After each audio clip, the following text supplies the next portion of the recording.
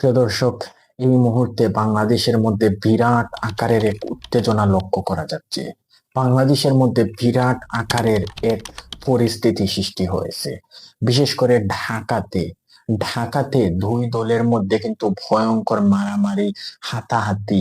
নির্বাচন আসার আগে তাদের খুব ভয়ঙ্কর পরিণতি হচ্ছে। দর্শক, সামনেই কিন্তু নির্বাচন। এই নির্বাচনকে ঘিরে অনেক আন্দোলন, অনেক সংগ্রাম, অনেক ত্যাগ হচ্ছে। বিশেষ করে ঢাকাতে আইন শৃঙ্খলা বাহিনী, সেনাবাহিনী সবাই নিয়ন্ত্রণ করতে পারছে না, র্যাব পর্যন্ত ব্যর্থ হয়ে যাচ্ছে। তারা এতটাই ভয়ঙ্কর পরিস্থিতি তৈরি করেছে। ঠিক কি কারণে নির্বাচনের আগে এই ভয়ঙ্কর পরিস্থিতি তৈরি হয়েছে এবং এই পরিস্থিতি নিয়ন্ত্রণ না হলে নির্বাচনের দিন কি ঘটতে পারে, আজকে বিস্তারিত আলোচনা করব। দর্শক, 12 তারিখ কিন্তু নির্বাচন। এই নির্বাচনকে ঘিরে কিন্তু ইতিমধ্যে জামাত এবং বিএনপির দলের নেতাকর্মীদের সঙ্গে কিন্তু তারা কিন্তু এক দল এবং আরেক দলের কিন্তু যখন মিছিল হয়, যখন মিছিল নিয়ে আসা হয়, তখন তাদের এক দলের লোকেরা আরেক দলের লোকের উপর জুতা দিয়ে ইটা দেয়, ডিল ছুঁড়ে, বিভিন্ন কিছু দিয়ে তাদের সাথে ঝগড়া লাগানোর চেষ্টা করে দুই দলের নেতা কর্মীর। ওই যে সাধারণ যেই চেলা চামচা রয়েছে, সেই চেলা চামচারা তারা চায় যে কোনোভাবেই দ্বন্দ্ব লাগাতে। জামাতের লোকেরা কিন্তু বিএনপি কে পছন্দ করে না, আবার বিএনপির লোকেরা কিন্তু জামাতকে পছন্দ করে না। মানে এখানে সাপ এবং বেজির মতন। সাপ যেমন ভেজিকে দেখলে দৌড়ে ধরতে আসে, ঠিক তেমনি ভাবে তাদের এখানে সাপ এবং ভেজির মতন কিন্তু তাদের এখানে এগুলা লক্ষ্য করা যাচ্ছে।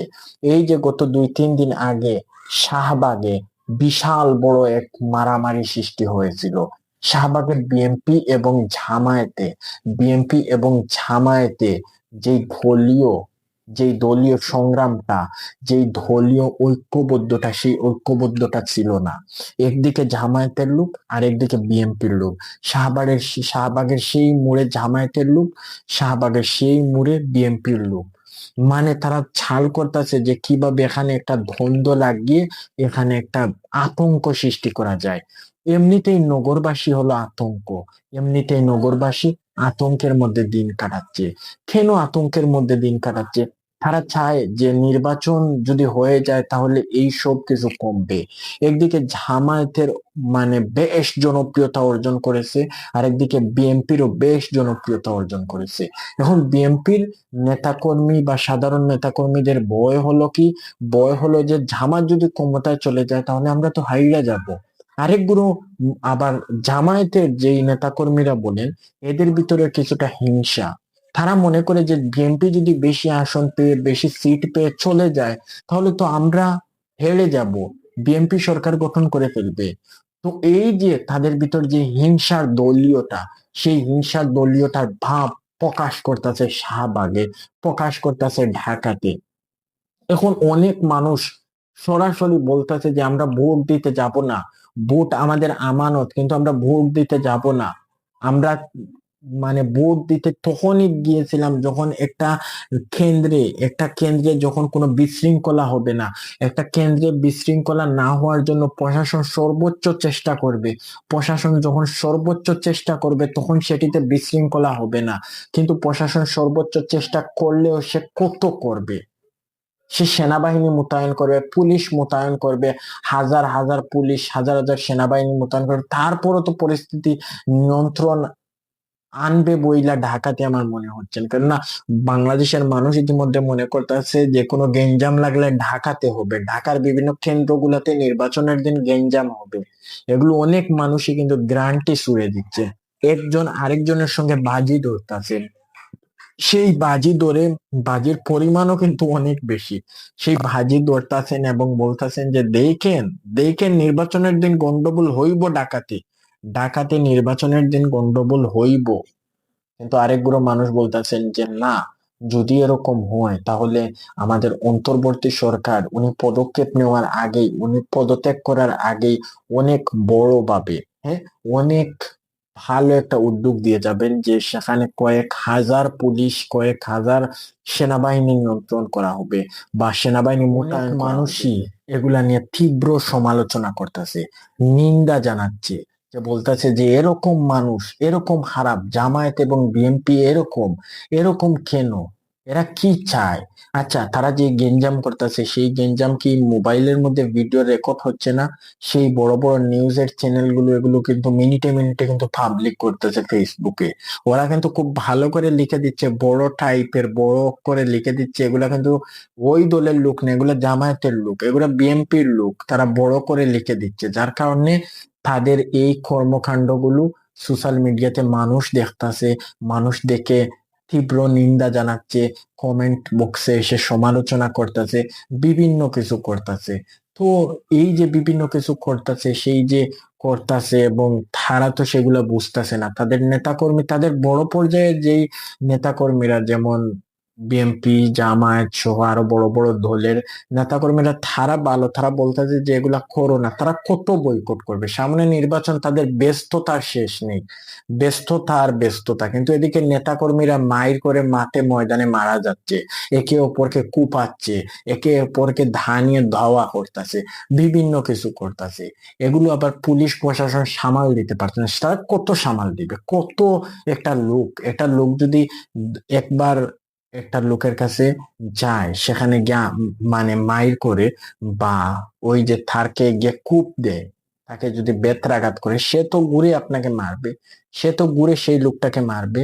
সেই লোকটাকে আরেকজন লোক ছাড়িয়ে আনলো, সেই লোকটা আবার গেল, আরেকজন লোক ছাড়িয়ে আনলো, সেই লোকটা আবার গেল, আরেকজন লোক ব্যর্থ হতে হতে ছাড়িয়ে গেল। 4 নম্বর বার সেই যে লোকটা, সে আরেকটা লোককে আবার গিয়ে মারলো। এবার যে লোকটা ছাড়িয়ে আনবে, সে কি আবার ছাড়িয়ে নিয়ে আসবে? সে তো ছাড়িয়ে আনবে না, সে বলবে মায়ের করতাছে মরক, মায়ের করে মারা যাক, আমার কি? আমি তো মাসে সামান্য কয়টা বেতন পাচ্ছি, আমি তো আমার কাজ করতেছি, কিন্তু ও তো শুনতাছে না। যার কারণে ও শুনতাছে না, ও কয়টা ওই যে লাল গোল্লার বাড়ি খাইলে সে বুঝবে এমনিতেই। তো এমনিতেই সে সেখানে গিয়ে আন্দোলন করতেছে। আর দুই দলের লোকেরা, এক দল আরেক দলকে মারতাছে, আরেক দল আরেক দলকে মারতাছে।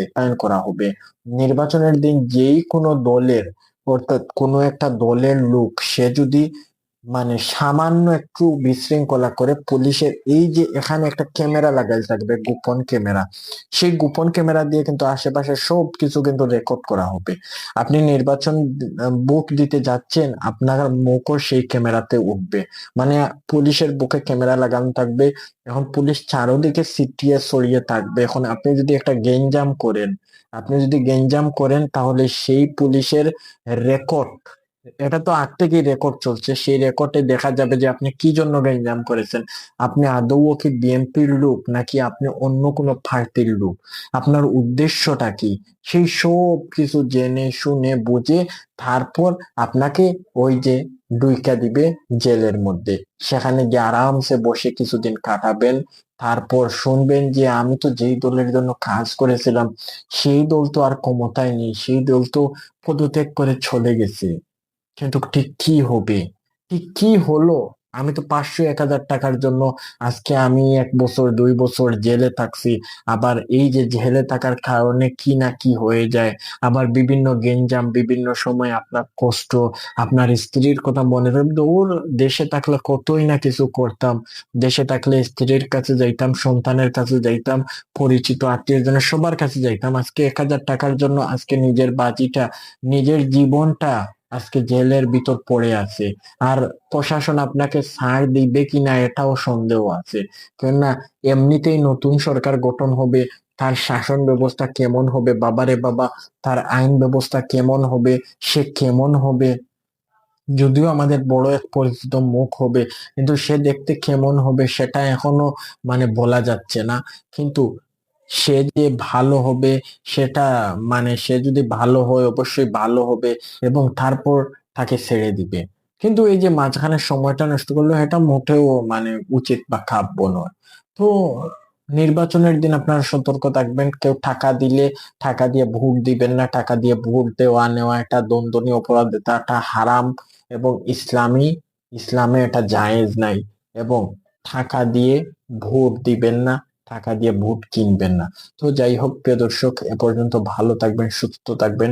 দেখা হবে পরবর্তী একটি ভিডিওতে। আল্লাহ হাফিজ।